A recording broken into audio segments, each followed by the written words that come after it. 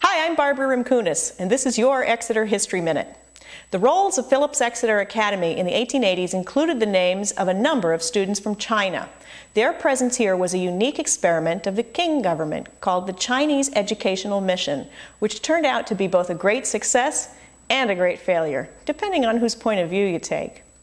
The original idea behind the mission was to send Chinese boys to school in the U.S. to learn about Western technology and military arts. It was hoped they'd eventually attend West Point and the U.S. Naval Academy. To prepare for college-level study, they were first sent to private prep schools in New England, beginning around 1872. Of the 120 boys in the program, 9 would eventually make their way to Phillips Exeter Academy. They boarded around town, most of them living on Main Street, with retired minister Jacob Chapman. Their task was to study hard and not pick up any Western habits. They had to remember they were Chinese and not become U.S. citizens or marry a U.S. citizen. They were encouraged not to become Christian and forbidden to cut off their long hair. Mostly, they were to avoid succumbing to Western frivolities, especially sports. Problem was, it was next to impossible for the boys to avoid Western culture in New England.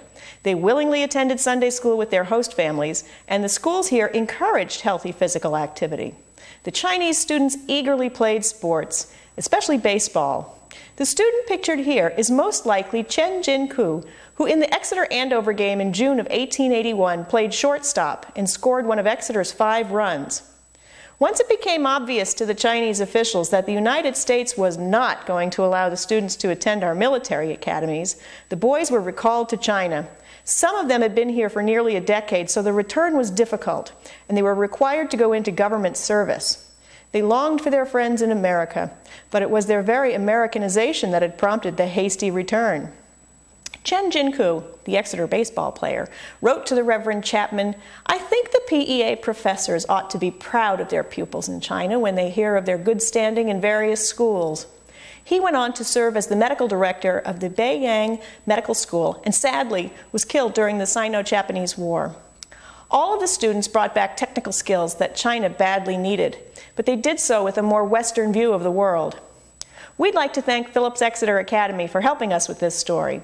For more information on the Chinese Educational Mission, you can contact the Phillips Exeter Academy Library directly, or as always, the Exeter Historical Society at www.exeterhistory.org.